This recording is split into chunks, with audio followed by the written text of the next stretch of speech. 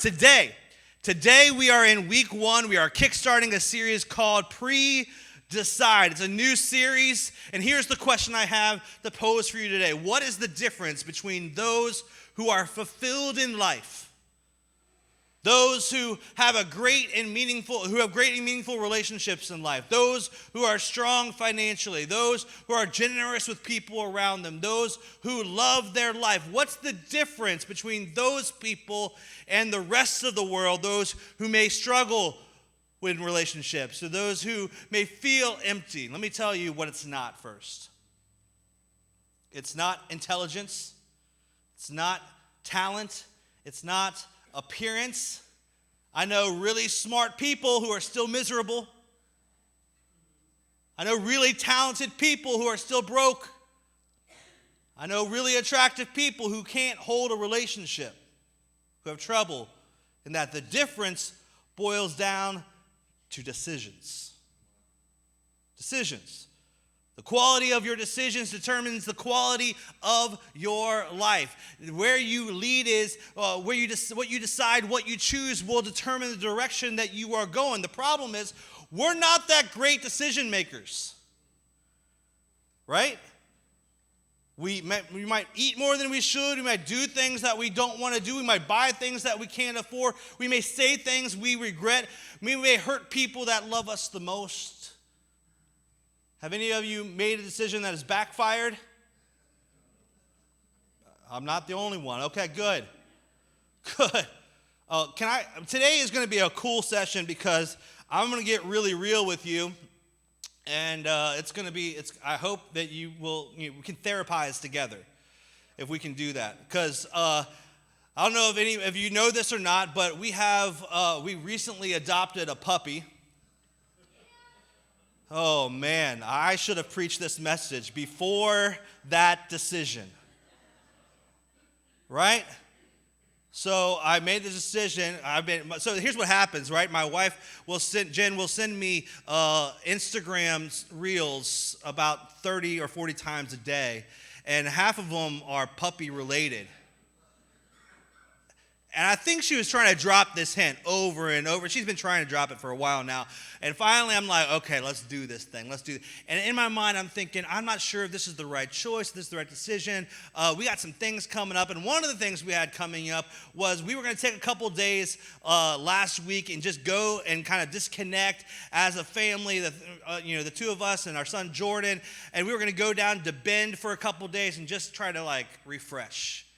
So we go down to Bend. Problem is, before we made that decision to go down to Bend, I hadn't made the decision that we were going to get a puppy first. So we get a puppy. We're like, okay, the hotel is pet friendly. Check. We're good to go. We'll take the puppy with us. We drive down to Bend. We pull into the hotel somewhere around there, and Jen looks at me and she says, "Did you pack the crate?" No. Was I supposed to pack the crate? And of course the answer is yes. Yeah, you were supposed to. And so we were like, okay, well, we really haven't had that much of an issue so far. But we pulled in, we rolled in. It was kind of getting close to dinner time. We had been walking him all day, making stops all day long, been doing all kinds of stuff. Right? We think he's going to be okay. We put him in the bathroom, right? Safest place in the hotel. We go get some dinner. We come back. To Poopocalypse.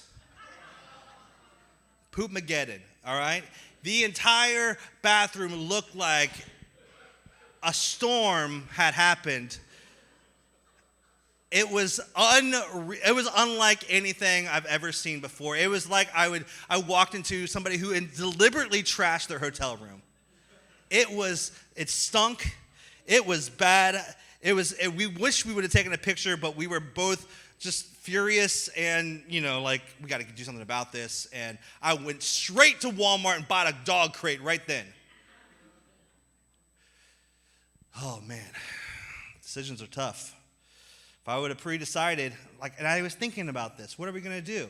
So I've struggled making some good decisions. I don't know if that's a bad decision to get the puppy. Jury's still out on that.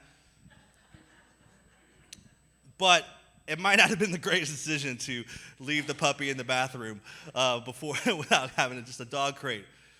We struggle making good decisions. Maybe you're more forward thinking than that. Like, Jason, that was dumb. You should have known better. I'm not, that crazy. But we do struggle making good decisions. And I think we can sum it down for a couple different reasons. The first reason is that we are overwhelmed by choices.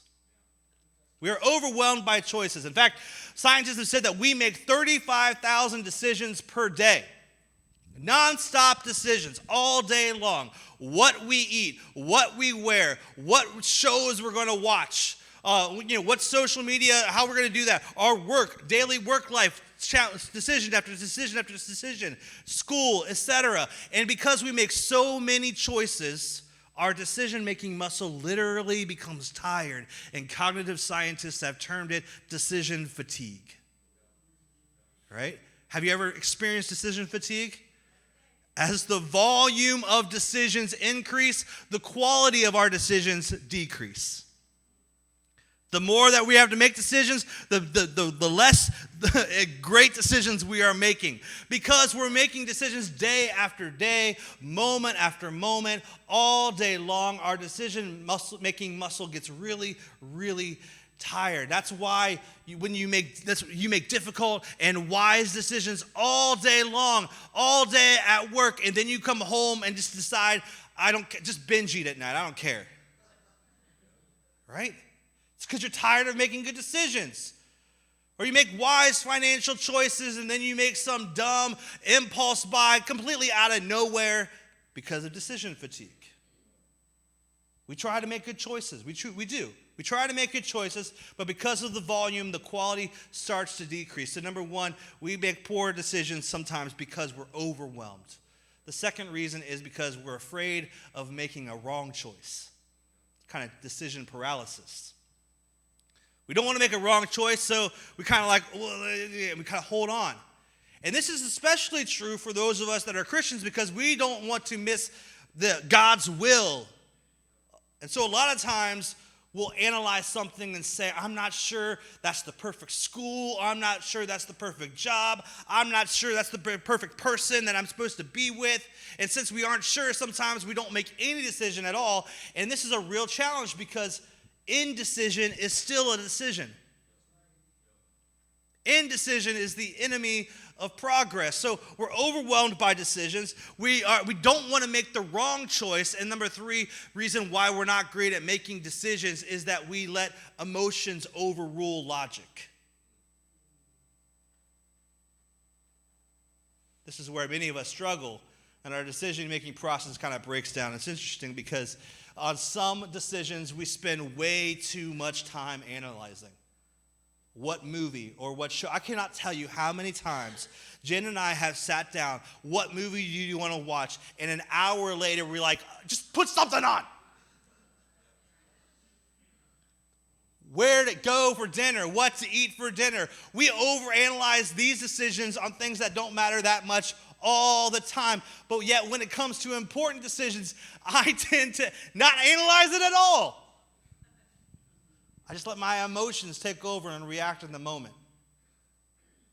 A kid upsets you, logic says, be patient, they're just a kid. Emotion says, you got to yell. The unexpected temptation comes up, logic says, be wise. Emotion says, I deserve it. I've earned it. I should have it. So often the emotional decisions are the ones that hurt us the most. And here's a tip. This probably would be the price of admission right here. Don't make permanent decisions based on temporary emotions. All right? Don't make decisions that are going to hurt you, that are going to impact you for years to come based on the emotion that you feel right then in the moment. Why do our decisions matter so much? Remember, the quality of our decisions determine the direction and the quality of our lives. We make our decisions, and also our decisions make us. One of the best ways, one of the most forward-looking ways, people-loving, God-glorifying ways to do life is to decide before what you will do later. We call it the power of pre-decisions. to pre-decide what you are going to do before it happens. To make those pre-decisions. And one of the best spiritual tools you can do is decide now what you want to do later. The power of choosing ahead of time before you're in the moment. And our goal with God's help as followers of Christ is to ask God to help us make some pre-decisions. To decide ahead of time what we're going to do in the future so that we honor God with the decisions that we make. Proverbs 16:3 says this. It says, commit to the Lord whatever you do. Commit to the Lord whatever you do. If you're dating someone, commit your dating relationship to the Lord. If you're married, commit your marriage to the Lord. If you're parenting, commit your parenting and your children to the Lord. Commit your financial decisions, your professional decisions, your relational decisions, your friendship decisions, etc. If you do this, if you commit to your Lord, whatever you do, if you do this, watch this, He will establish your plans. He will establish your plans. The problem that we kind of sometimes fall into is that we make plans and then we ask God to bless our plans. I've made these plans, God. Please bless them. What Proverbs is saying is just commit to the Lord and He will establish your plans. They will already be blessed, in other words. They're His plans, right? He will establish the direction that you're supposed to. So with God's help, what we're going to do throughout the course of this series, and we're setting it up today, but we're going to determine our course of action before the moment of decision. And it will look something like this. Whenever I'm faced with this scenario, whatever it would be, should I look? Should I buy? Should I reach out to this person? Should I respond? Should I yell? Whenever faced with this situation, I have pre-decided to take this action. We decide ahead of time with God's help by the truth of His word what we'll do in any given situation.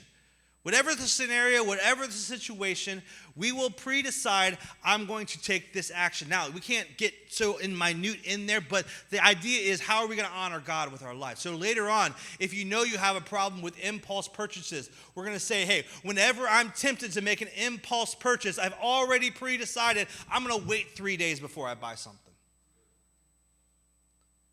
Easy pre-decision. And some of you who are tempted by that, you're going to be like, yeah, that's easy for you to say. It's not easy for me to do. That's what we're trying to work towards, right?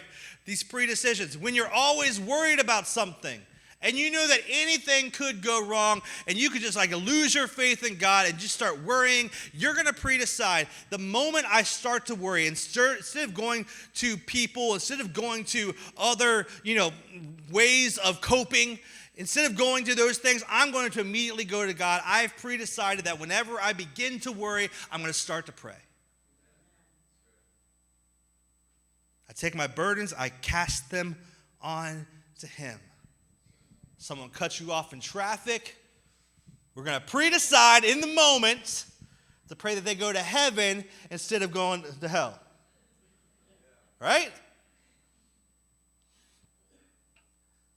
Pre-decide how we're going to respond in the moment. When faced with this situation, I've pre-decided to take this action. So, a few biblical examples of this principle. We see Abraham in Genesis chapter 22.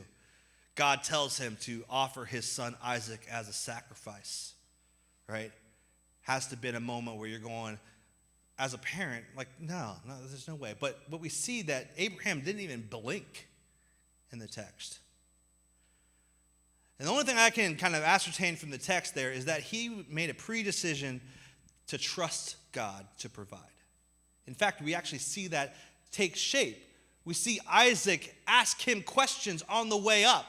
Right? And he tells Isaac, God will provide. God will provide. God will provide. I don't have the answers right now, but I have pre-decided that whenever I'm stuck in this sticky situation, I'm going to trust God to provide. He's gotten me to where I am. He's done a work in my life. I can trust Him to take us to what's next. Ruth Her pre-decision in Ruth chapter 1, after this kind of traumatic incident was no matter what Naomi does, no matter what happens, no matter where she goes, I'm going with her. She didn't know, right? Naomi's trying to let her off the hook. Like, no. It's better for you if you stay here, you marry somebody, of your own people. No. Naomi, where you go, I go. I've already pre-decided. In Daniel, we see Dan and his friends have been taken into captivity into this foreign land and inundated with Babylonian culture and beliefs. And in Daniel 1:8, it says that Daniel resolved not to defile himself. It was a pre-decision. He knew what he valued as he pre-decided. I'm not going to even touch it. I'm not going to go there. Can we figure out another plan? I have pre-decided that I'm going to do the things that I value. So the question is, what do you value? Do you value integrity?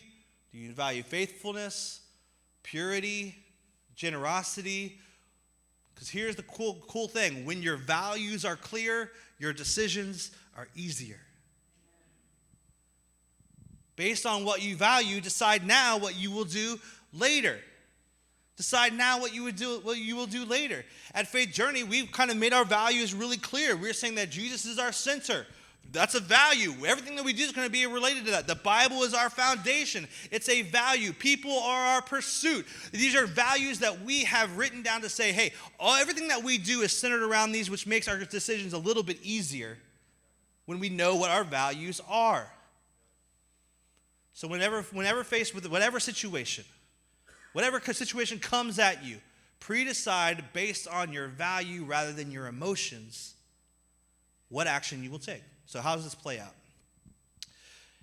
Kind of plays out. Here's what I'll promise you. I promise you that it'll play out again and again and again, and it'll save you from situation or unwise decisions that you might regret for the rest of your life. Here's what happens.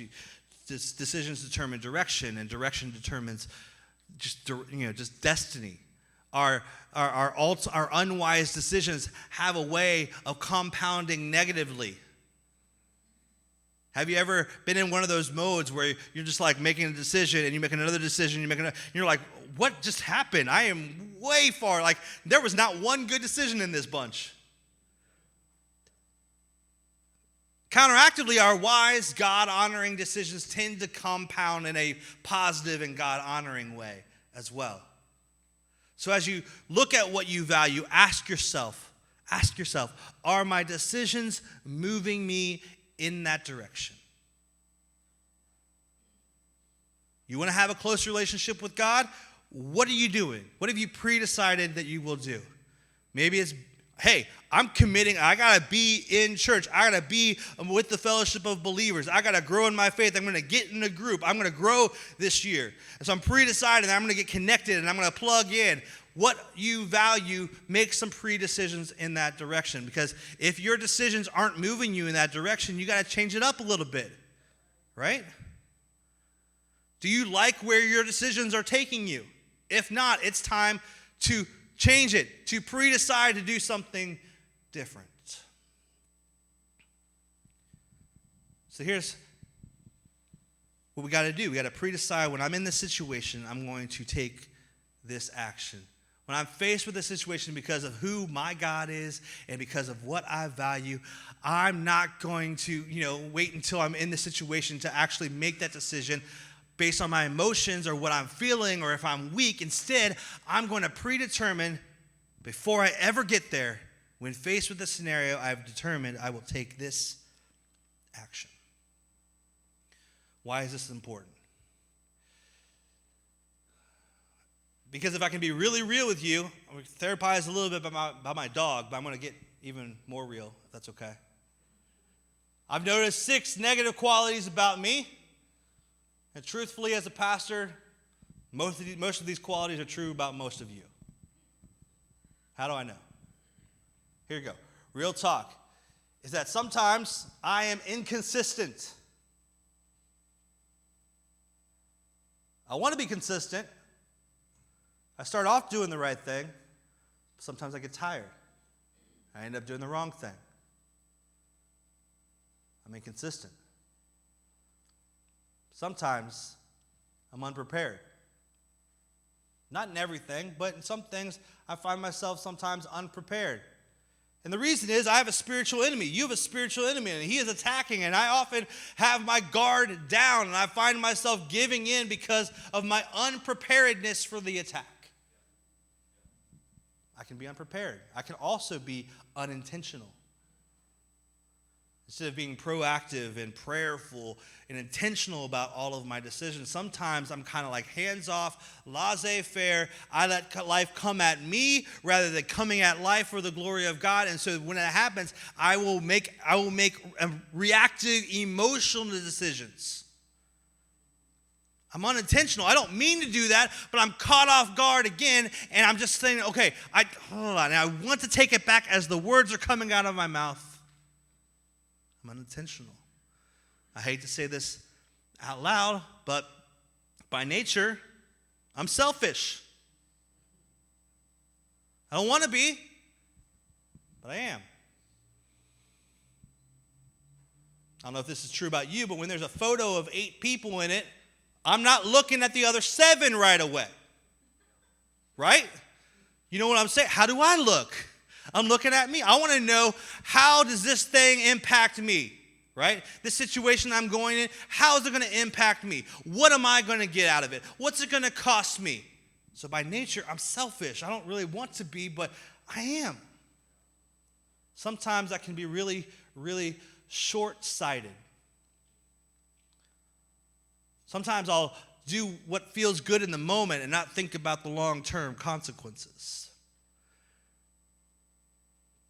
I can be short-sighted. And then sometimes whenever things get really tough, I know this about me, and maybe this is true about you, that for some of us when things get really tough, we tend to just like, you know what, I'm done. We quit. Give up. We walk away. We tend to give up. So for the next few weeks, I want to compel, maybe beg, hopefully motivate you to be part and experience these next few weeks as we talk about these pre-decisions, because we're going to make predetermined decisions about who we are. Who we are. Because I know that those 6 qualities, they might be true about me. They might be true about you. Maybe it's not all 6, but maybe 1 or 2 of them were like, yeah, I felt that. Okay, yeah, that's me. We're going to make some predetermined decisions about who we are. When you know who you are, you'll know what to do. When your values are clear, your decisions are easier. So because we know we're vulnerable, because we know that there is somebody that's coming against us, we're going to pre-decide that we are actually 6 things. And I want to share with you what we're going to kind of cover over the next 3 weeks. When the devil attacks us, we're not going to be unprepared. We're going to be on our guard. We're going to watch and we're going to pray and we're going to be ready. When it's easy to be inconsistent on one day, off the next, with God's help, we are going to be consistent. Right? In a world where people often stray from God and lose their passion, and the devil tempts them to take God for granted, not be students of his word or glorifying him. Instead of doing that, we are predetermining that we are going to be devoted to God. In a world that tends to be selfish, we are going to be God-honoring. We're going to choose ahead of time that what I have belongs to God, and we are going to be generous.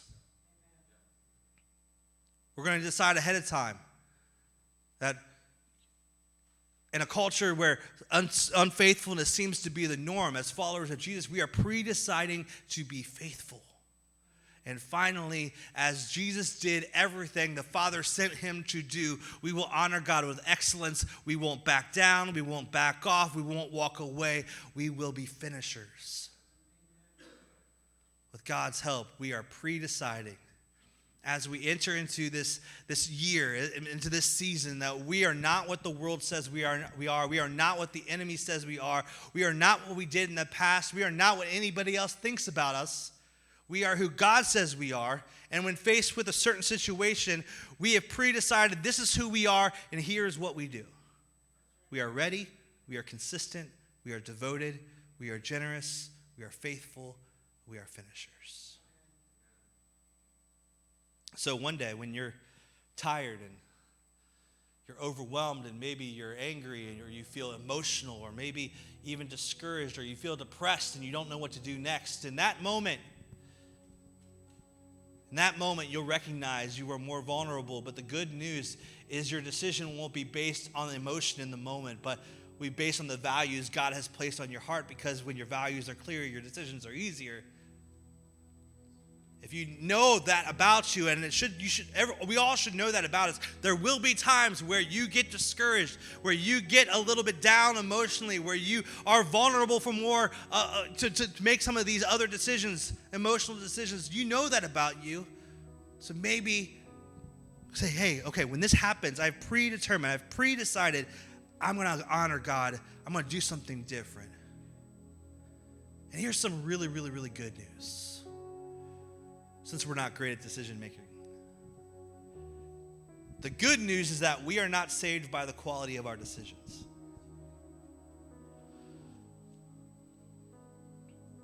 We're saved by the grace of God.